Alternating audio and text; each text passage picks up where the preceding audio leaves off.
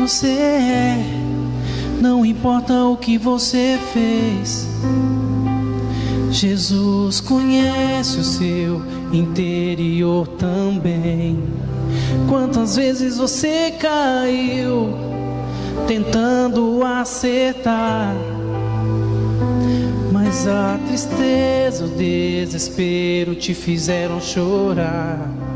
Não importa onde você foi, se na escuridão da noite Deus apaga o teu passado e não desiste de você. Ele não desiste de você, Ele se importa com você. Ele compreende o teu caminhar, nunca vi um amor tão grande assim. Ele não desiste de você, Ele se importa com você.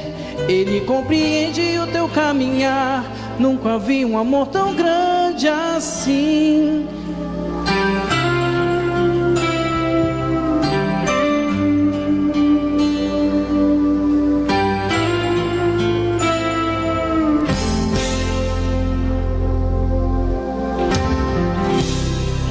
Não importa quem você é, não importa o que você fez, Jesus conhece o seu interior também. Quantas vezes você caiu tentando acertar, mas a tristeza e o desespero te fizeram chorar.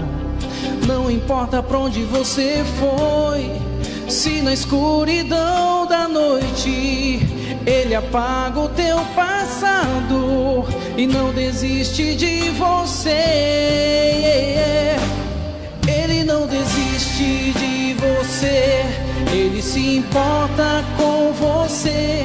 Ele compreende o teu caminhar, nunca vi um amor tão grande assim. Ele não desiste de você, Ele se importa com você.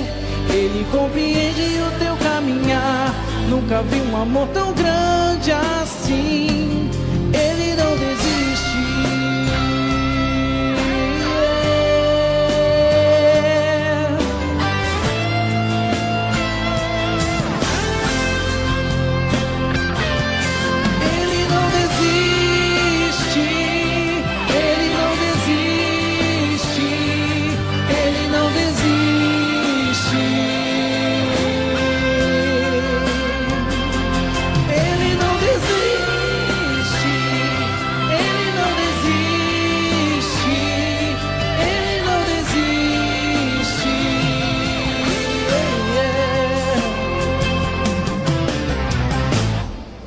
Não importa pra onde você foi, se na escuridão da noite Ele apaga o teu passado e não desiste de você.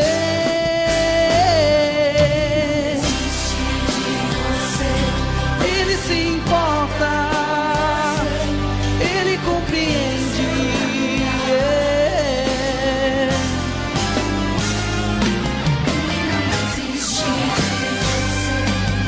Se importa com você, Ele compreende o teu caminhar, nunca vi um amor tão grande assim. Ele não desiste, não desiste, Ele não desiste. Amém.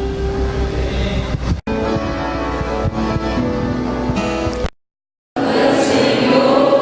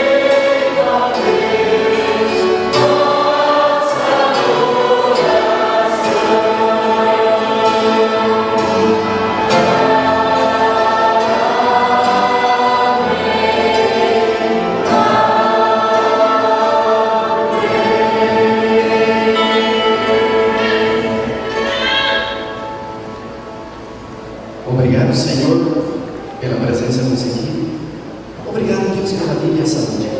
Suplicamos neste momento a presença do poder do Espírito Santo em nossas vidas. Em nome de Jesus. Amém. Romanos capítulo 8, verso 38 e 39 diz assim: porque eu estou bem certo de que nem morte, nem vida, nem anjos, nem principado, nem coisas do presente, nem do porvir, nem poderes, nem futuro, nem profundidade, nem qualquer outra coisa poderá nos separar do amor de Deus que está em Cristo Jesus. Com esse pensamento eu quero desejar a vocês um feliz sábado. Sei que vem a primeira vez, a segunda, a terceira vez, sinta-se bem no seu meio, casa de Deus. Tenha certeza de que você fez a melhor escolha nesse dia. Ouvir a palavra de Deus. Que Deus nos abençoe e nos prepare para viver a eternidade lá.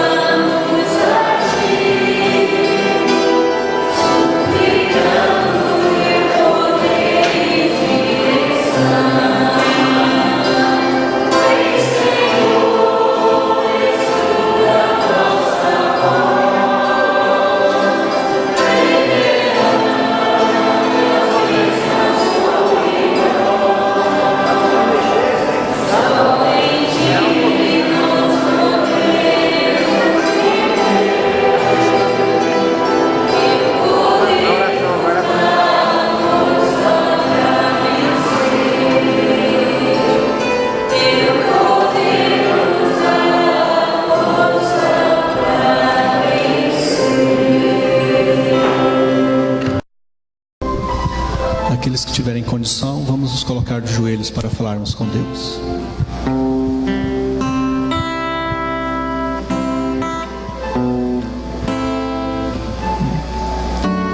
Querido Pai, amado Deus que habita nas alturas dos céus, gratos te somos, Senhor, pelas tuas bênçãos, pela tua proteção, pela dádiva de vida que concede a cada um de nós. Obrigado por nesta manhã de sábado termos a oportunidade de estarmos aqui em tua santa casa para louvar e adorar o teu santo nome. Nesse momento estamos aqui prostrados, Senhor, diante de ti, colocando nossos pedidos, as nossas angústias, nossos sofrimentos, colocando em tuas mãos, Senhor, para que o Senhor possa atender a cada um de acordo com a tua santa e boa vontade, ó Pai. Que o teu Santo Espírito possa agir na vida de cada pessoa, cada família aqui, e assim possamos a cada dia mais estar nos preparando para a tua breve volta. Receba também os agradecimentos, cada dia mais possamos reconhecer as bênçãos que tu tem feito em nossas vidas, e assim sermos gratos a ti, testemunhando às outras pessoas daquilo que faz em nossas vidas. Tudo isso pedimos e agradecemos em nome do teu Filho amado Jesus. Amém, Senhor.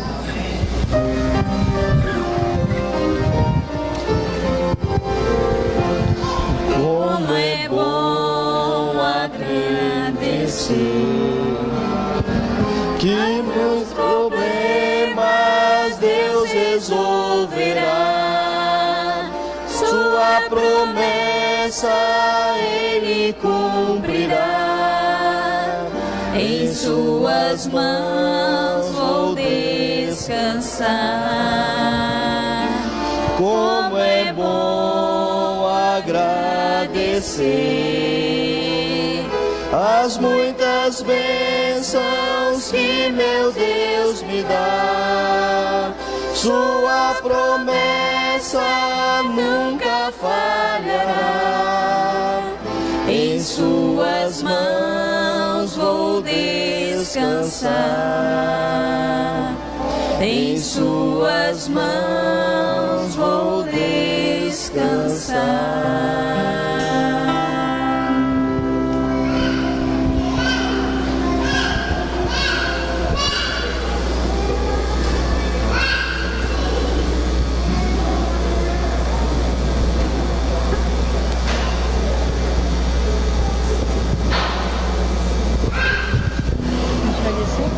No. Sama dengan baik.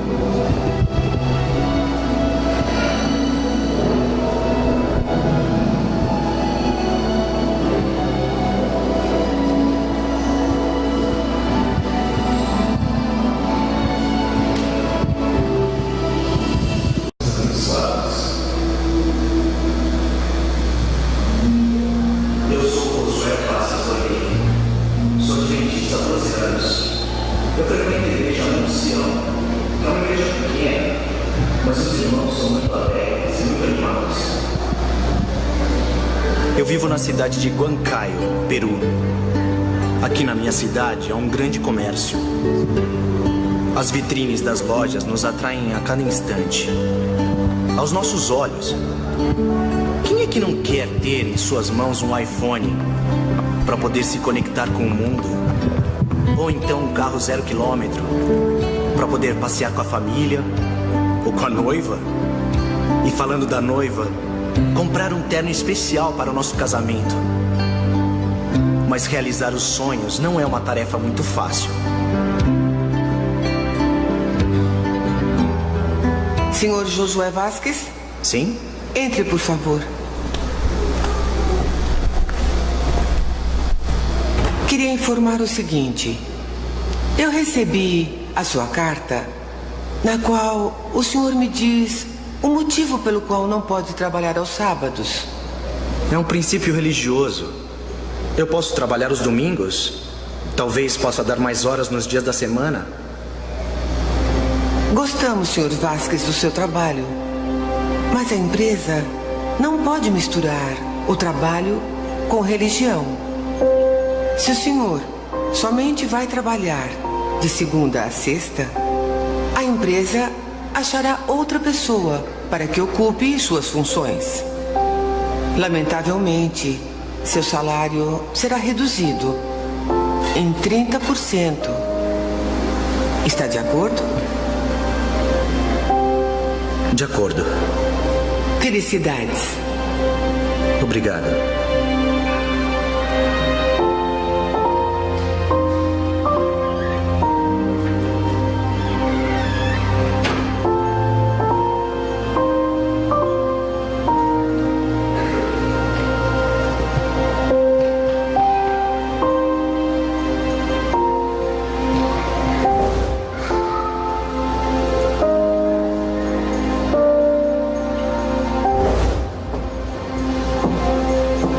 Oi, mãe, como vai?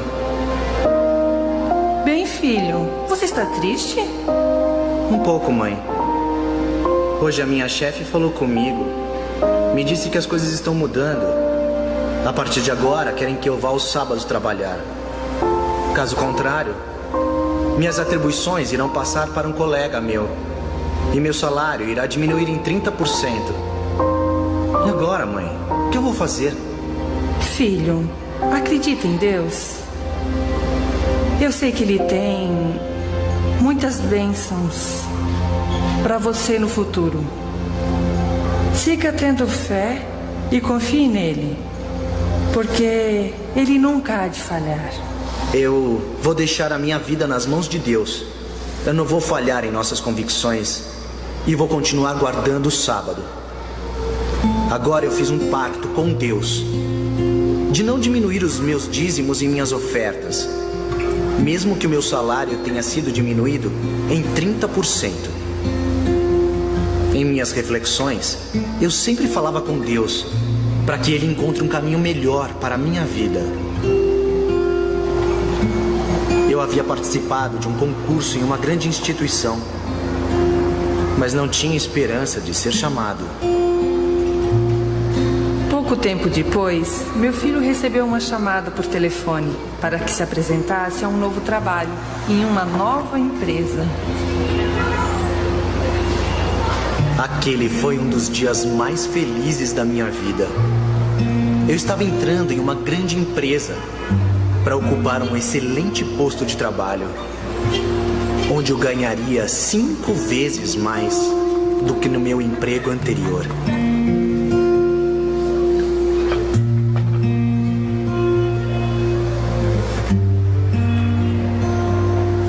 E agora eu posso realizar todos os meus sonhos com as bênçãos de Deus.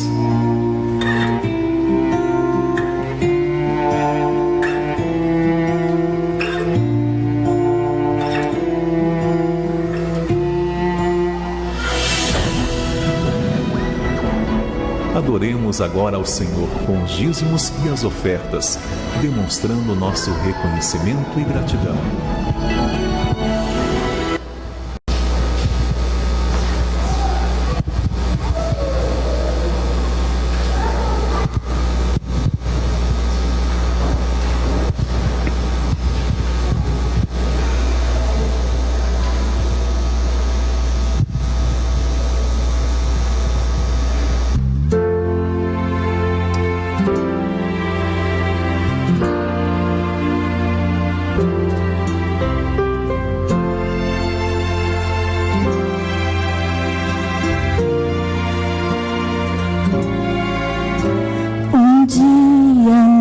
Jardim, o mar se levantou, trazendo a desarmonia.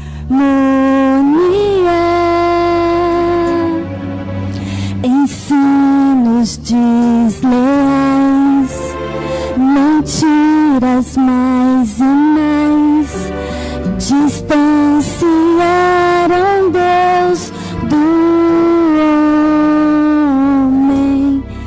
Foi quando o frio apareceu, quando a primeira flor morreu, que uma sombra de maldade no coração de Adão nasceu. Mas haveria um Salvador que morreria por amor. O cordeiro aqueceria toda noite fria, pra não mais haver a dor.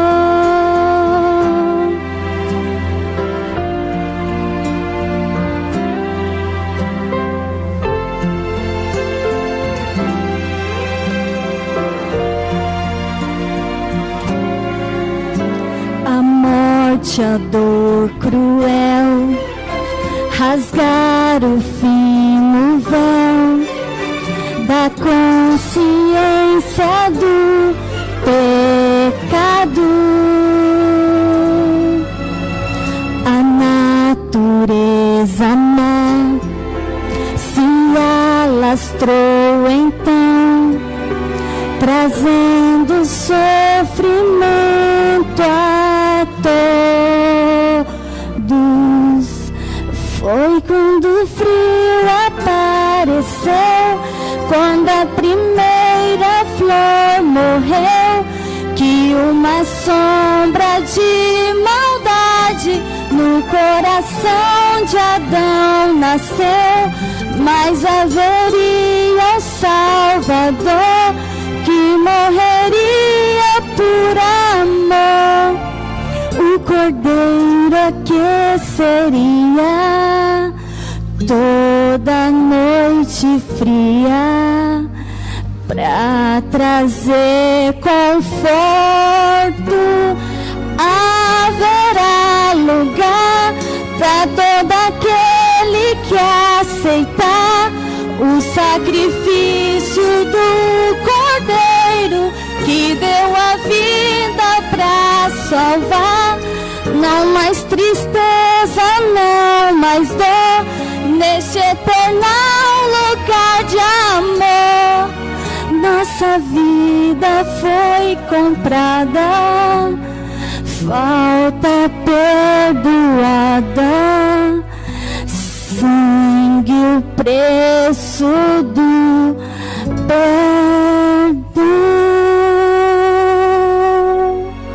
Amém. Pelos dízimos, pelas ofertas, te agradecemos, ó Pai, pelo teu cuidado, pelo teu carinho. Diante do Senhor, meu Deus, aqui está um pouco daquele que tem nos dado, que esses recursos possam ser investidos na salvação de pessoas, que esta obra, meu Deus, ela continue avançando, e aquele que porventura não trouxe a sua oferta, o seu dízimo, mas que traga o coração a Ti, para que nesta manhã possamos ter a certeza de que estamos na Tua presença e que a nossa vida, Pai, ela pertence ao Senhor. É o que nós te pedimos, em nome de Jesus.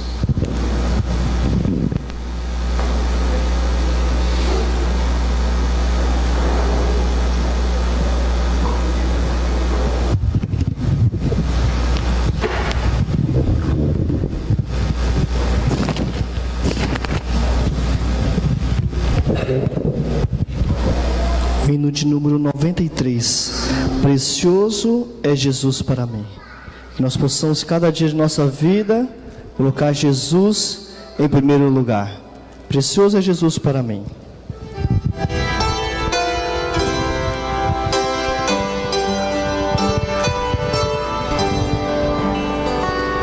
Precioso é Jesus, o meu Rei Salvador. A Ele somente darei meu louvor. É fonte divina de força e vigor. Precioso é Jesus para mim.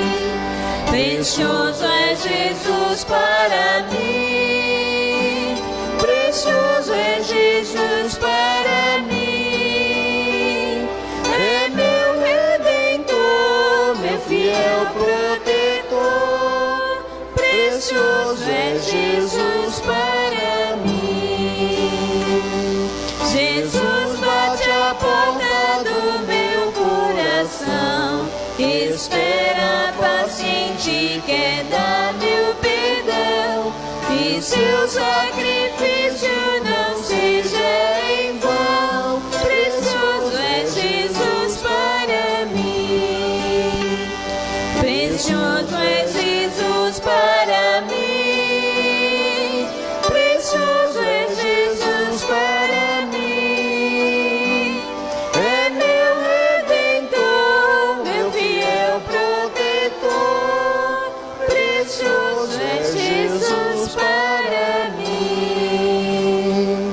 Preciosas promessas eu tenho do Rei, com Ele no lar perina morarei. No reino de luz sua face verei. Precioso é Jesus para mim. Precioso é Jesus para mim. Precioso é Jesus para mim. É meu Redentor, meu fiel protetor. Precioso é Jesus para mim. Amém.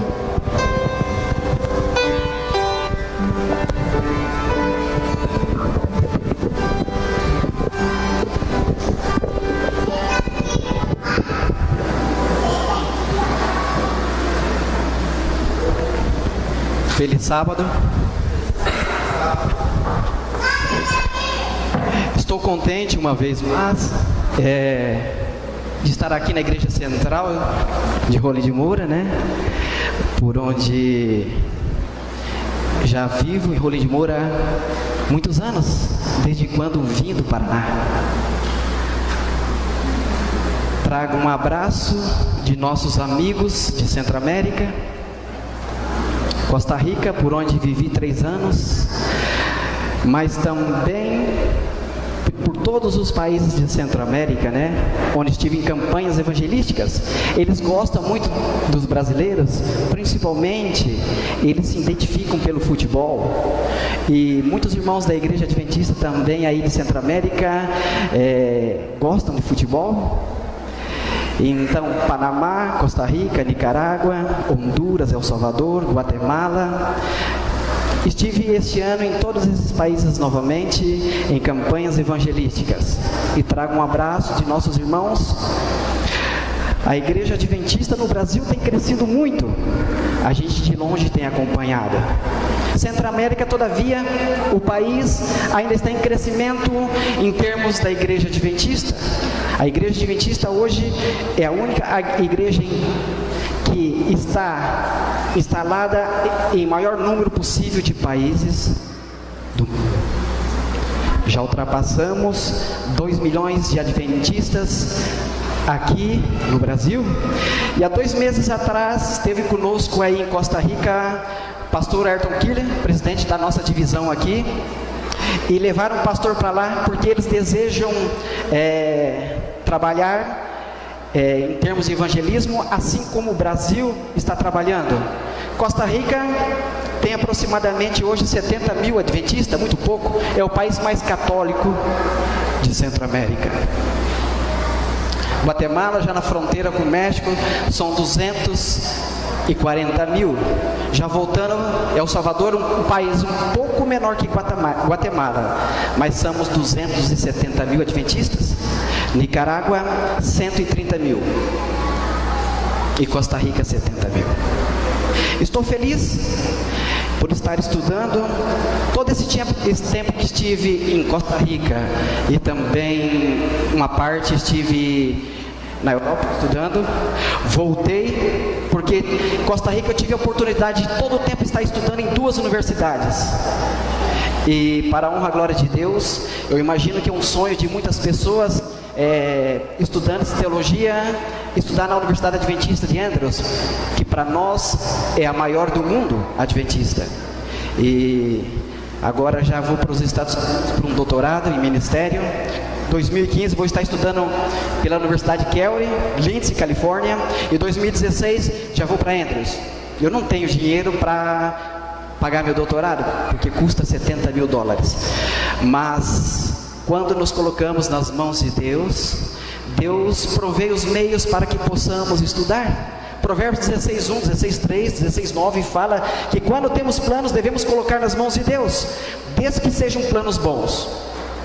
E eu creio que esse plano que tenho a minha vida agora, pela oportunidade que está aparecendo, inclusive com um trabalho já encaminhado para Nova York, em uma das missões de Nova York. Vou trabalhar como pastor auxiliar em uma igreja em Nova York de língua hispana, porque já falo um pouco espanhol, e durante a semana vou comportar. E em troca vou ganhar meu doutorado em ministério pela Andrews. E fico feliz também aqui por ver pessoas que jamais eu pensei estar na Igreja Adventista. Lá no fundo tem o meu amigo Leandro, não sei se ele se lembra de mim, mas eu lembro dele. É um prazer ter você aqui com a gente, Leandro. Temos também o Lucas, irmão do meu cunhado Jaira, e eu vejo que sempre está na igreja. E eu gosto muito de evangelismo, e por todos os países que tive, como tenho estudado muito a Bíblia, tive que ler, já li 9 vezes em espanhol, precisava de falar espanhol, precisava de ler em espanhol, precisava de ter todos os conhecimentos da Bíblia na minha cabeça. E como pastor, quando chegar um jovem, a uma pessoa de uma igreja, e dizer que ele precisa de ler a Bíblia, porque Oséias 4:6 fala que o meu povo perece porque falta conhecimento. Jesus nos fala, meu povo perece por falta de conhecimento. E o que é conhecimento? E o que é? Jesus também nos pergunta, São Marcos 12:24, porventura não errais em não conhecer a verdade? Só troquei os versículos. Oséias 4:6, Jesus pergunta, porventura não errais?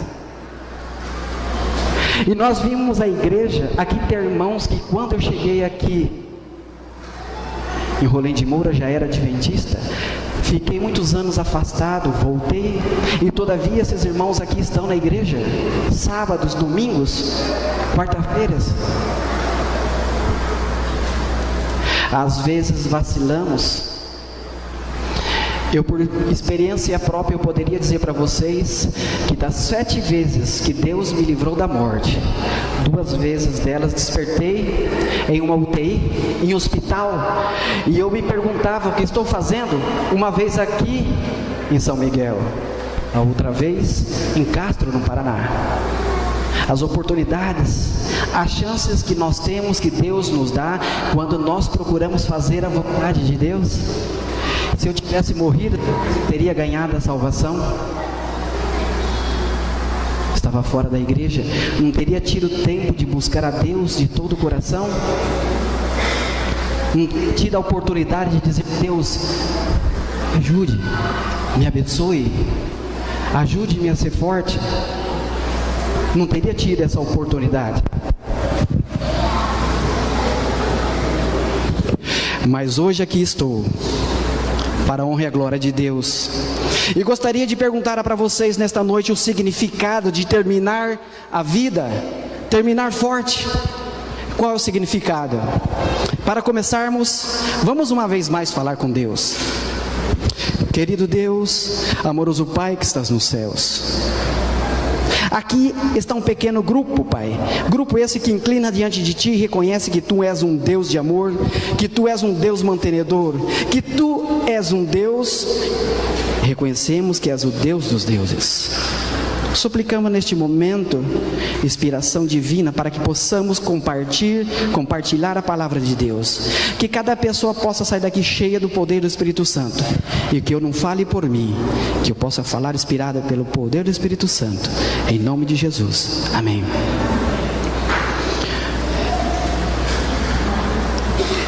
Eu li uma vez em um livro a história de David Flop. David Flop ha sido um jovem sempre temeroso de Deus, e aos 17 anos de idade conheceu a igreja adventista do sétimo dia, começou a frequentar a igreja adventista do sétimo dia. Eu sempre, quando estou em minhas campanhas evangelísticas e pergunto às pessoas que às vezes estão ali, a grande maioria não é adventista, eu pergunto a eles: você sabe qual é a igreja verdadeira de Deus? O que a Bíblia nos fala com referência à igreja verdadeira de Deus? Então, quando começamos a estudar a Bíblia, versículos aqui, versículos ali, descobrimos qual é a igreja verdadeira de Deus. Jamais eu, como um pastor, ou nós como os adventistas do sétimo dia, podemos dizer que a nossa igreja adventista do sétimo dia é verdadeira, mas a igreja do nosso amigo não é, é falsa. Mas começando a estudar a Bíblia nos dá 2 caminhos: a igreja de Satanás ou a igreja de Deus. Mas qual é a igreja de Deus? David Flop conheceu a igreja adventista, se batizou na igreja adventista aos 17 anos e começou a frequentar todos os cultos da igreja. E quando começou a frequentar, conheceu uma jovem chamada Isvéia.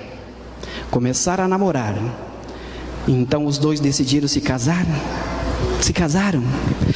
Porém os dois tinham algo em comum: desejavam trabalhar para Deus, fazer a vontade de Deus. Porque quando nós tornamos uma nova criatura, 2 Coríntios 5, 16 em diante fala que nos tornamos uma nova criatura, nos tornamos conciliadores, nos tornamos embaixadores. Não somente batizar na igreja adventista, vir à igreja adventista e voltar. Devemos levar a mensagem, ir por todo o mundo e pregar o evangelho. Não precisamos sair, irmão, da nossa cidade, quem sabe aos nossos vizinhos, falar do amor de Deus. Então Isvéia e David Flop decidiram por um país onde jamais haviam ouvido falar de Deus, do amor de Deus. Eles queriam pregar a mensagem onde jamais havia sido pregada. Eles queriam fazer visita onde jamais um adventista do sétimo dia havia feito uma visita. Então, 1921, eles viajaram para a África. E eles começaram a trabalhar com pessoas que nunca haviam escutado falar, ouvir o nome Jesus. Nome doce e sublime. Nome forte e poderoso. Jesus. Começaram a falar de Jesus. Começaram a pregar de Jesus. Porém o povo daquele país era hostil, rude, perigoso, pobre, e tinha ali muitas doenças. Eu conheci a África do Norte, eu estive em Marrocos. Ali eu conheci a pobreza ao extremo também, porque ali em Marrocos são descendentes de Abraão, são filhos de Ismael. Então eu tive esta oportunidade de conhecer Marrocos. E eles começaram a trabalhar e falar de Jesus. Mas eles percebiam que o resultado não vinha, assim como começou nossa igreja adventista no Brasil, Gaspar Alto, Lajeado Baixo, onde foi fundada a igreja adventista em 1896, por duas pessoas que imagino que todos conhecem, Miguel Bells, o primeiro diácono da igreja adventista aqui no Brasil, e também pelo primeiro ancião da igreja, Augusto Rhodes. Começaram a falar de Jesus, insistiam em falar de Jesus, batizaram uma pessoa, porque a princípio eles não entendiam o idioma daquele país. Lá eles falam a língua árabe. Fui com o pastor Pedro, a esposa e o filhinho do pastor Pedro aí conhecer.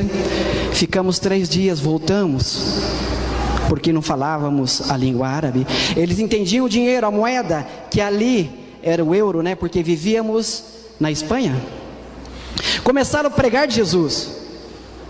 Mas às vezes passamos por problemas e dificuldades na nossa vida, irmão. Às vezes estamos sendo provados. A esposa de David Flop ficou doente e veio a falecer. Mas antes de falecer, tiveram um casal de filho, Maggie, a sua primeira filha, e logo em seguida tiveram um filhinho. E quando o filho nasceu, a esposa de David Flop morreu. E David Flop ficou muito triste, começou a se afastar do caminho de Deus, não conseguiu se recuperar. Lutava, mas não conseguia se recuperar. Então David Flop começou a beber. Logo em seguida veio um casal de missioneiros, e David Flop decidiu voltar para a Suécia. Já estava fora dos caminhos de Deus. Ele havia ido para a África para uma missão, evangelizar, falar de Deus. Chegou um casal novo na África, e David Flop tentou levar consigo seus filhos, mas não pôde. Então esse casal de missioneiros novos ficou com os filhos de David Flop, e ele voltou para a Suécia. 3 anos depois, este casal que também havia estado ali evangelizando, teve problema, doenças. Conhecemos como funciona nos países pobres da África. Temos agora o ebola. Aquelas pessoas, muitos deles afastados do caminho de Deus, comem de tudo, principalmente comem a carne do macaco. Então chegou um segundo casal e começou a criar os filhos de David Flop e Svea. Se passaram os anos, Maggie cresceu, se tornou uma jovem, se casou, e aos 40 anos de idade, Maggie decide voltar com este casal que havia criado como pais para os Estados Unidos, da onde havia vindo este casal. E David Flop, todavia, não sabia onde estava. Possivelmente estava na Suécia. Então Maggie tinha um desejo de conhecer os seus pais. Começou a buscar informação nos Estados Unidos sobre David Flop, um missioneiro que esteve na África, e encontrou o endereço de seu pai. Então Meg disse: vou buscá-lo, quero saber, quero conhecer o meu pai biológico. Porque ela, quando seu pai saiu da África, era uma jovenzinha, era uma criança. Então ela voa para a Suécia, busca um táxi e chega até o endereço onde estava supostamente seu pai. E quando chega, toca a porta. Ninguém abre a porta da casa, mas ela entra. Quando ela entra na casa, ela vê um senhor magro, deitado em uma cama, e ao seu redor muitas garrafas de bebidas alcoólicas. Então Meg olha aquele senhor e pergunta: você é David Flop? Então ele, com a voz trêmula, ele diz: eu sou. Você é o David Flop que viveu na África por alguns anos?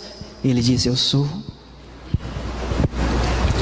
Então Meg chega até perto da cama, pega a mão do pai, levanta e fala: eu sou Meg, sua filha, vim conhecê-lo, quero dar um abraço no senhor.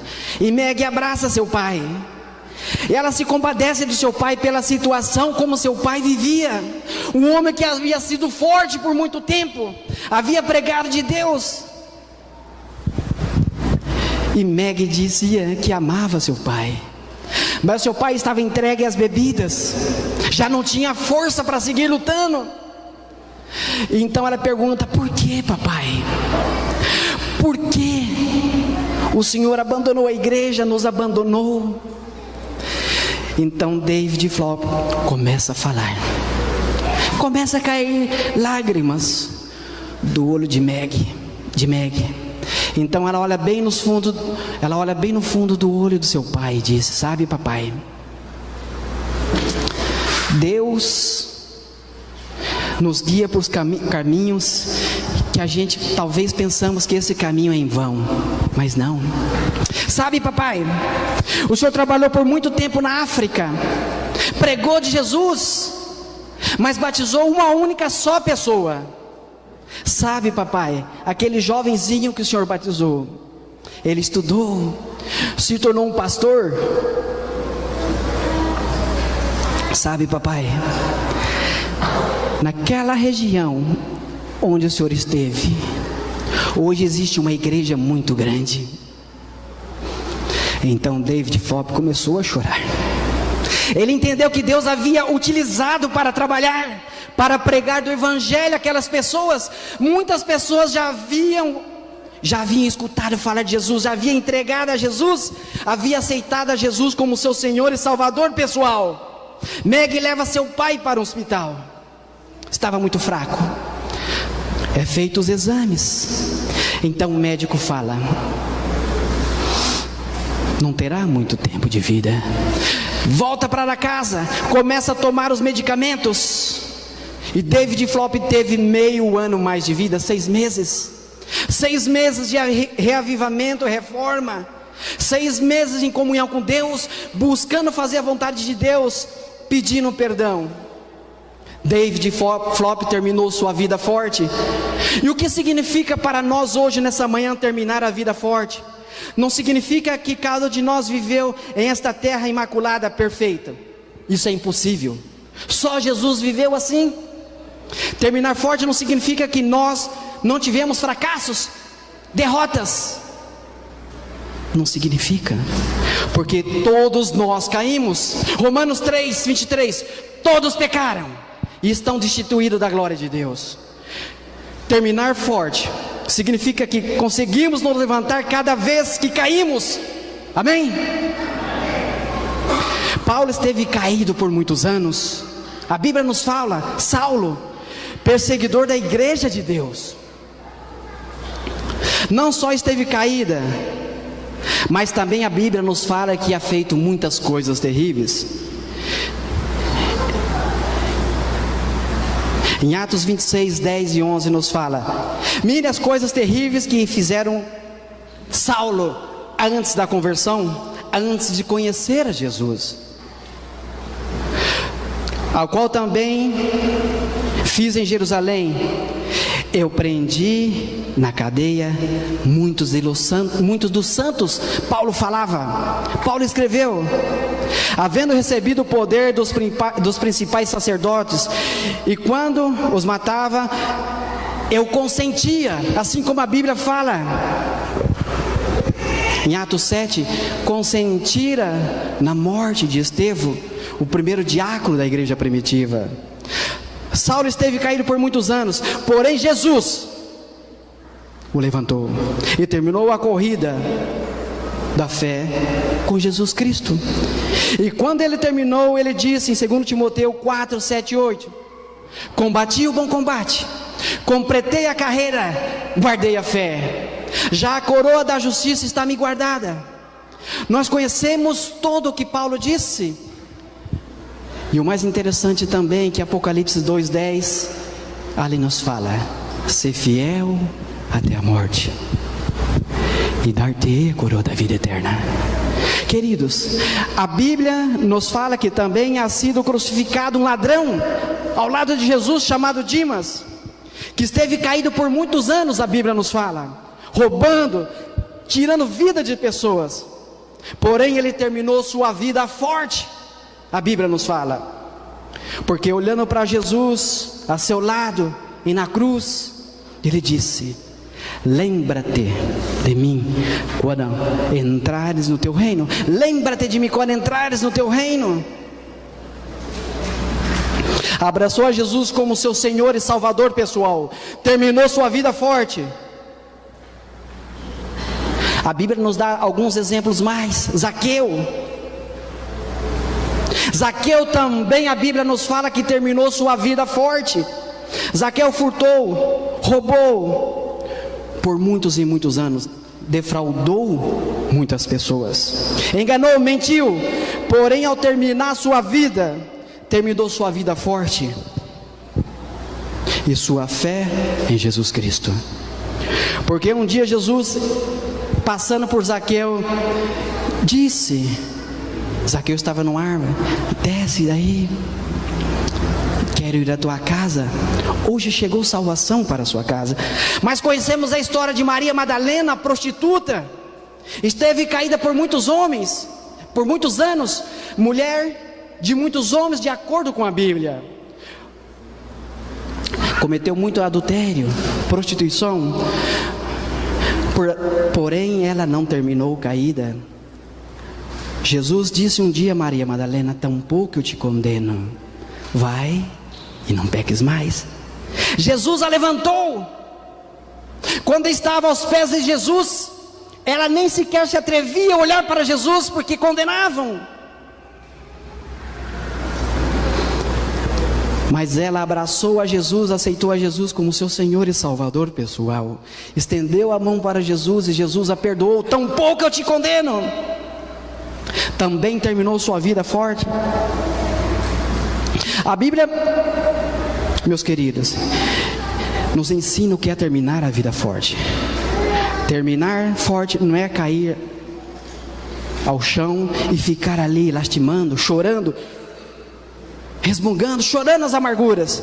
Terminar forte quer dizer: levanto meus olhos para o céu, contemplo ao Jesus, estendo as minhas mãos e peço perdão, e peço que mude minha vida, mude meu caráter, mude meu ser. Quem sabe hoje nesta igreja existem pessoas que todavia estão no solo, não tem forças, assim como Elvis Presley, 1974, gravou uma música, gravou um hino: Help Me, socorre-me. E nesse hino ele pede para Deus incluí-lo nos planos divinos. Tinha uma força, conhecia o poder, a riqueza e a fama, tinha uma força porque ele já havia estado numa igreja evangélica, queria sair, mas não teve forças o suficiente. Mas quem sabe, Ellen White fala que teremos surpresas no céu. Quem sabe vamos encontrar Elvis Presley. Quem sabe pouco antes de morrer Quem sabe buscou a Jesus de todo o seu coração e terminou sua vida forte. Nós conhecemos a história do povo de Israel, sua libertação da escravidão egípcia. Nós conhecemos a história de como Deus poderosamente, através de Moisés, a ido até o Egito e libertou o seu povo da escravidão. 450 anos de escravidão. E os conduziu por 40 anos pelo deserto. O deserto é um lugar quente. Pela noite tinha uma coluna de fogo para iluminá-los, porque a noite era muito frio, e para acalentá-los também, porque era mais de Números 13, de 1 a 3. Números 13, de 1 a 13. Envia, Deus está falando, homens que reconheçam a terra de Canaã, a qual eu dou aos filhos de Israel. Números 13, de 1 a 3. De cada tribo de seus pais enviará um varão, cada um príncipe dentre eles. Um príncipe de cada tribo de Israel teria que enviar para reconhecer a terra que Deus disse que produzia leite e mel.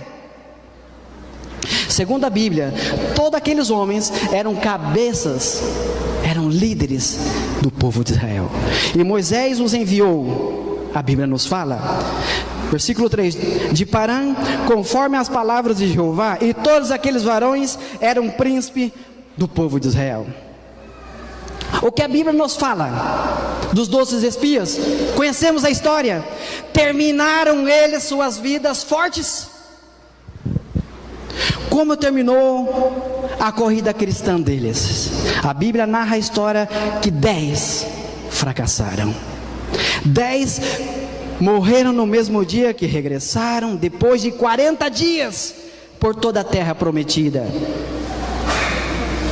Eles estavam reconhecendo a terra prometida.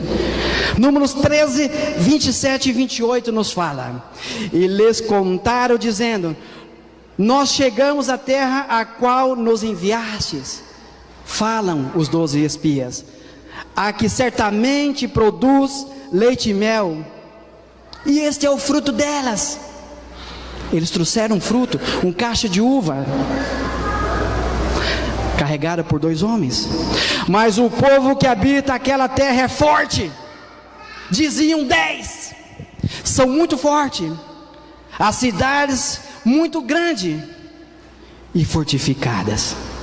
E também vimos ali os filhos de Anak, ou seja, eles viram ali gigantes. Versículo 31, mas os varões que subiram com ele disseram: não podemos subir contra aquele povo, porque é mais forte que nós. 10 falaram, eram pessimistas. Jesus havia trazido eles desde o Egito, as pragas no Egito, as maravilhas que Deus fez por 40 anos. Mas às vezes nós recebemos as bênçãos em nossas vidas e não reconhecemos. Às vezes buscamos a Deus só quando estamos doentes, irmãos, quando estamos no fundo de um poço. E quando Deus melhora a nossa vida, Deus nos abençoa. Começamos a se afastar de Deus. Às vezes começamos a ganhar dinheiro, começamos a prosperar, Deus nos abençoa, mas começamos a esquecer de Deus. E assim foram esses 10 muito fortes. Não podemos com eles. O capítulo 14, versículo 1 nos fala: então toda a congregação gritou, e o povo, todo aquele povo, mais de 2 milhões de pessoas, choraram.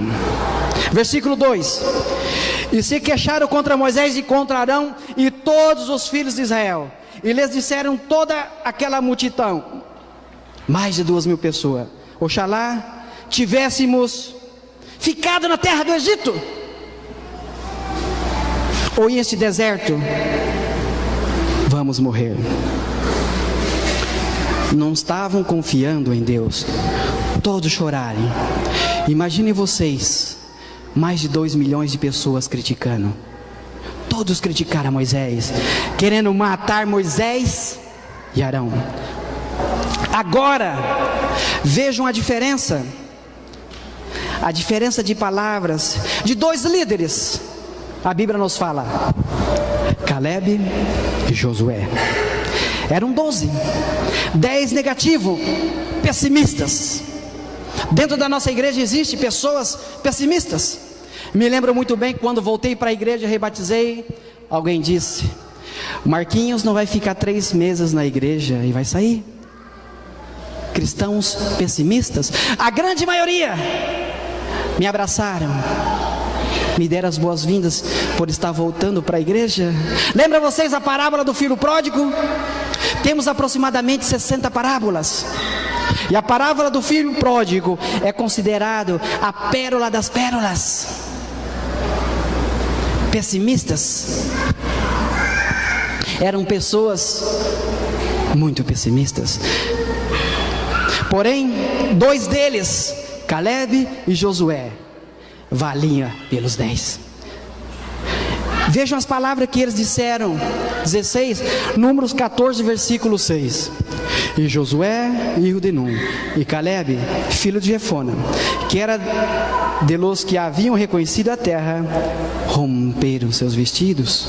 Era o costume na época rasgar seus vestidos para protestarem.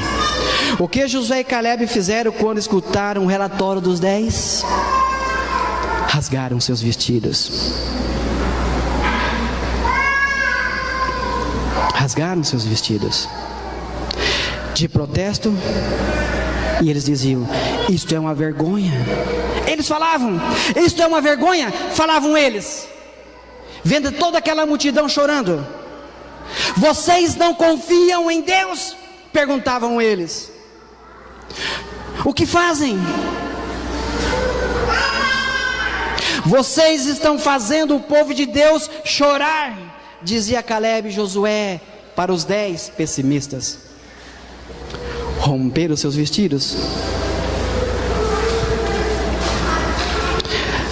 14, versículo 7 nos fala: e falaram a toda a congregação dos filhos de Israel, dizendo: a terra por onde passamos para reconhecê-la é uma terra grande e abundante. Aleluia! Deus havia dito que era uma terra que produzia leite e mel. Deus tinha um plano para trazer seus filhos do Egito, levar até a terra prometida e fazer deles luz em meio à escuridão. Era o plano de Deus. Deus desejava dar a salvação a esses filhos, não somente a esses, mas também aos outros que estavam ao redor. Luz em meio à escuridão. Existem pessoas ungidas por Deus, ungidas pelo poder do Espírito Santo, que só olham para si às vezes, assim como se passou com Manassés por muitos e muitos anos. E disse mais, versículo 8 de Números 14: se Jeová se agradar de nós, disseram Caleb e Josué, se Jeová se agradar de nós, Ele nos porá lá na terra prometida. Eles não tinham medo dos gigantes, eles não tinham medo das muralhas fortificadas. Se Jeová nos porá lá, nesta terra que produz leite e mel. Meus irmãos, Josué e Caleb não disseram: nós vamos entrar lá. Eles simplesmente disseram: se Jeová, se Deus agradar de nós, Ele nos porá lá. Se o Senhor se agradar de nós.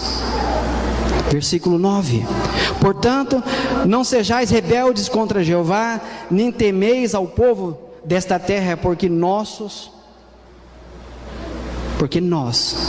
o povo de Israel, os comeremos como pão.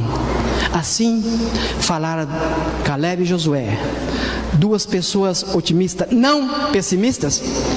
Os 10 disseram: nós seremos eliminados por este povo poderoso, forte. Mas neste momento muda completamente a visão, quando Caleb e Josué disseram: se Deus quiser, nos porá lá. Se Deus quiser. Versículo 24 de Número 14: porém a meu servo Caleb, disse Jesus, porquanto houve em eles outro espírito, Jesus está falando do seu servo Caleb. Houve em ele outro espírito. Eu meditei neste versículo por um tempo. Devemos também meditar neste versículo por um tempo. Houve outro espírito. Espírito. Que espírito habita entre nós hoje? Conhecedores da verdade, os que guardam os mandamentos de Deus e têm o testemunho de Jesus. Conhecemos o testemunho de Jesus. Jesus não criticava. Será que nós que estamos nesta manhã, existe o espírito da crítica? Existe o espírito da divisão? O espírito da contenda? Espírito da inimizade? Espírito revoltado? Que espírito habita em mim e que espírito habita em vocês, meus irmãos? Que espírito? O que nós estamos fazendo? Porquanto Jesus disse: meu servo Caleb e Josué, houve outro espírito. Um certo jovem, ele era favorito para ganhar a carreira de 400 metros, uma corrida de 400 metros em uns Jogos Olímpicos no verão em Barcelona em 1992. Havia treinado toda a sua vida para este único momento, para 400 metros. Porém, ao começar a corrida, faltando 250 metros para a meta final, para seu objetivo final de 400 metros, enquanto ele corria a toda velocidade, de repente sente uma fisgada na sua perna. Havia treinado muitos anos para esse único momento, nessa corrida de Barcelona em 1992. Machucou o tendão da perna, sentiu uma dor muito forte. A dor era forte que ele caiu ao solo. Então neste momento ele percebe que a carreira dos 400 metros havia se acabado. Parece somente que a carreira havia acabado. Assim que sentia a dor muito forte, pensou colocar-se em pé e começou a correr com a perna só, pulando pela pista. De repente um homem muito corpulento, um homem muito forte que estava nas arquibancadas, desceu correndo, passou pelo portãozinho e chegou à pista, aonde estava este jovem, empurrando um, empurrando o outro, porque desejava chegar até onde estava esse jovem que pulava. Todos os corredores já haviam passado por ele, ele já estava para trás. Então, lutando contra os guardas, a segurança que estava na pista, tentava segurar este homem. Ele simplesmente dizia: é meu filho, preciso ajudá-lo, necessito ajudá-lo, tenho que fazer isso. Então chega até onde está seu filho, abraça. Então o pai olha para o filho e diz: meu filho, não precisa fazer isso. Mas ele havia treinado muitos anos para 400 metros. Então o jovem olha para o pai e diz: pai, eu tenho que fazê-lo. Então o pai o abraça e diz: se você tem que fazer, vamos fazê-lo junto. E começou a levar o filho. O pai abraça e começa a levar o filho. Alguns seguranças ainda tentam tirá-lo, e o pai simplesmente dizia: é meu filho, preciso ajudar a chegar à meta final. Com uma grande salva de palmas, mais de 65 mil pessoas, eles cruzaram a meta final, os 400 metros. Foi como se o corredor e o pai e os espectadores, 65 mil pessoas juntos, haviam chegado à meta final. Derek era seu nome, desse jovem. Não terminou o primeiro lugar, porém ele logrou seus objetivos, que era chegar até a meta final. Ele decidiu dar tudo o que tinha, motivado por um amor forte, motivado por um amor de seu pai, que o ajudou a levantar quando estava caído. O que foi que fez o pai? de Derek. O levantou quando estava caído. Foi a dor no seu rosto, lá de cima, que o pai olhou, a vontade de vencer. O motivou o pai a descer da onde estava, baixar onde estava seu filho, porque seu filho estava ferido. Porém, ele desejava terminar a corrida forte. Meus irmãos, assim é Deus conosco também.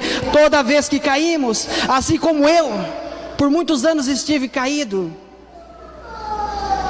Quando a minha mãe falava de Deus para mim, eu ficava revoltado, não queria ouvir. Até 6 anos atrás, olhava no rosto da minha mãe e dizia: de que adiantava todas as madrugadas fazer culto comigo, com minhas irmãs? Para que servia? Minha mãe simplesmente abaixava a cabeça. Jamais saía uma palavra de sua boca. Ela sabia que estava criando seus filhos nos caminhos de Deus. Provérbios 22:6: instrua o menino no caminho que deve seguir, e quando crescer não se desviará dele. Mas então o que aconteceu com Elvis Presley, que conhecia a verdade? Whitney Houston, Katy Perry, que todavia neste momento é viva, é uma cantora americana, filhas de pais adventistas, até os 17 anos cantava na igreja. E existe um vídeo na internet hoje que, se você procura Katy Perry, ela mesma fala: vendi minha alma para Satanás para poder fazer sucesso.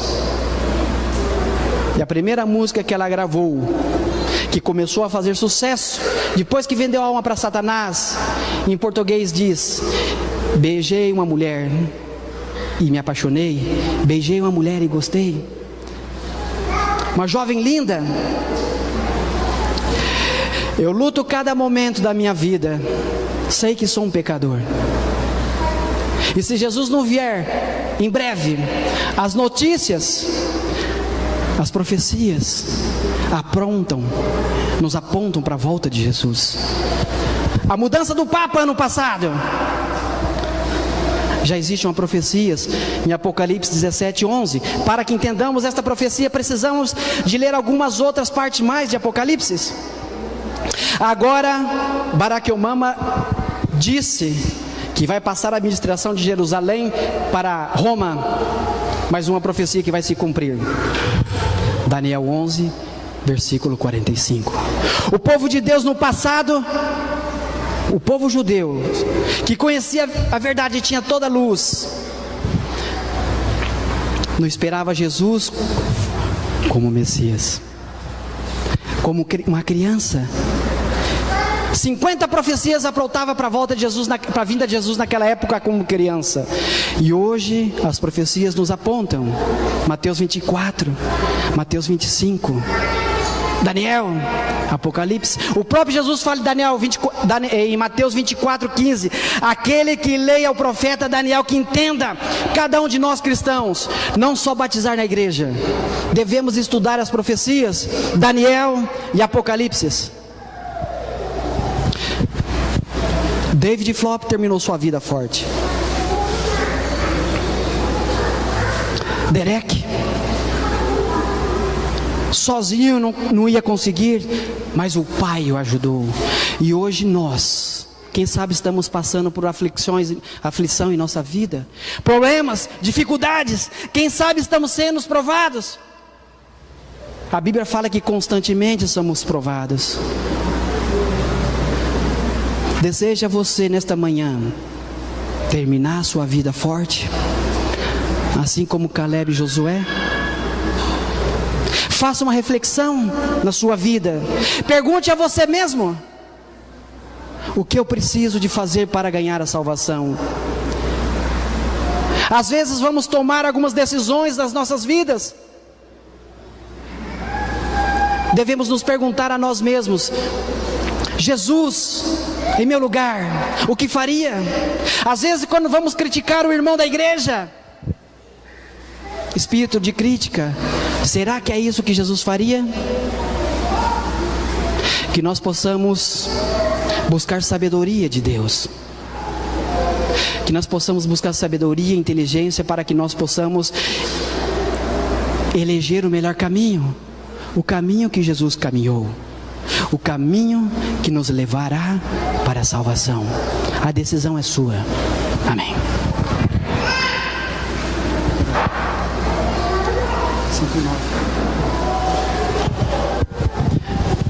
Para concluirmos, vamos cantar o hino 109.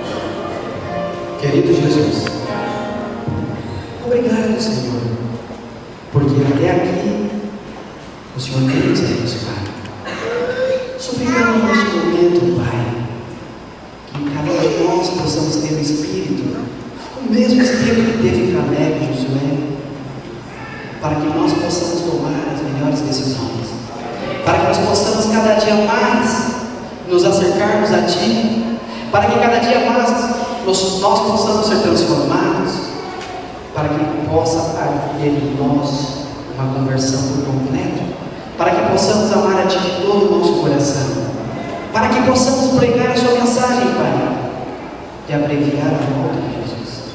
Esse mundo já está perdido. Milhares de pessoas morrem todos os dias. Mas suplico neste momento, uma bênção especial a cada uma das pessoas que se faz presente nesta mesa. Abençoa as vezes também, Pai, que por um motivo ou outro não puderam estar. Alguns estão viajando. Que teu Santo Espírito possa estar no caminho deles. E ao regressar aos seus lares, que eles possam regressar cheio do poder do Espírito Santo e teus anjos nos acompanharem. Nós entregamos por completo em tuas mãos. Que seja a vida sempre, Pai, a tua